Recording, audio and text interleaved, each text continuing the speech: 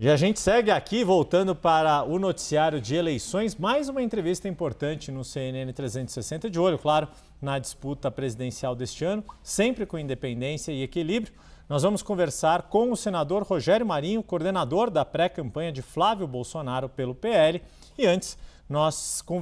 ouvimos o presidente nacional do PT, Edinho Silva, que também vai exercer função semelhante na campanha do presidente Lula. O senador está nos nossos estúdios em Brasília, fez a gentileza de se deslocar. Então, desde já, senador, meu boa tarde, agradecimento pelo senhor ter ido ao estúdio da CNN. Quero começar a entrevista tocando num ponto que a gente, inclusive, vai trazer mais detalhamentos aqui, que foi pergunta feita pela pesquisa Genial Quest em relação a um eventual apoio de Donald Trump à campanha de Flávio Bolsonaro à presidência da República. E praticamente um empate técnico, 28% consideram que isso ajuda na decisão de votar em Flávio Bolsonaro, 32% acham que isso aumenta as chances de votar em Lula. Pergunto ao senhor, haverá de fato uma proximidade explícita do governo Donald Trump na campanha, no apoio a Flávio Bolsonaro na corrida à presidência da República, ou a proximidade que existe entre a família Bolsonaro, desde o governo do ex-presidente Jair Bolsonaro, já é o suficiente para deixar claro que existe aí uma relação e que, se Flávio Bolsonaro for eleito presidente, a própria relação entre Brasil e Estados Unidos ganhará com esta proximidade entre um eventual governo de Flávio Bolsonaro e a Casa Branca no governo Donald Trump. Bom, boa tarde, Yuri, Débora, aqueles que nos acompanham nessa entrevista. É evidente que a nossa grande preocupação sempre foi que a eleição seja isenta, que os juízes sejam imparciais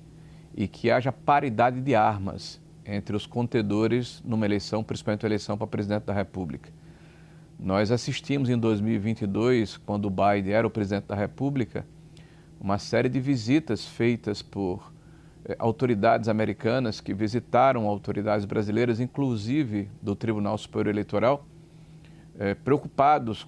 da maneira como se desenrolaria a campanha presidencial aqui no Brasil. Nós vimos, as denúncias foram feitas pelo próprio governo americano recentemente, que a USAID, agora em 2025, foi mostrado isso pelo governo americano, que é essa instituição, que é uma espécie de agência americana para a promoção dos interesses americanos em outros lugares do mundo, despejou aqui milhões de dólares para que a opinião pública, através de ONGs, fosse manipulada e direcionada para votar na esquerda contra o presidente. Isso é tudo que nós não queremos. Nós achamos que os países necessariamente precisam fazer negócios e ter afinidades com conceitos, com a forma como os países se comportam, que é a questão da democracia, respeito aos direitos humanos, mas, sobretudo, tem que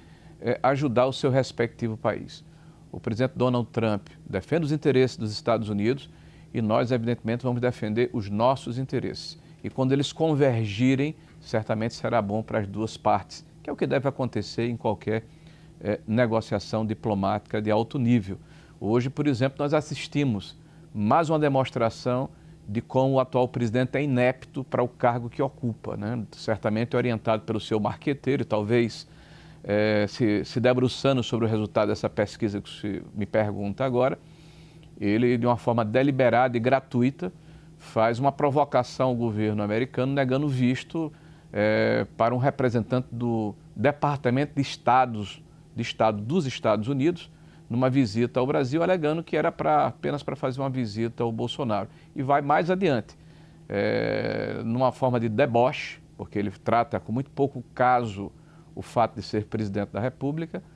se dirige ao seu ministro da Saúde, o Padilha, e disse: olha, eu não vou dar aqui o visto enquanto não der o seu, da sua mulher e da sua filha. Então, isso é apequenar os interesses do Brasil frente à necessidade que nós temos de termos convergência e afinidade com parceiros importantes do ponto de vista comercial e estratégico, como é o caso dos Estados Unidos.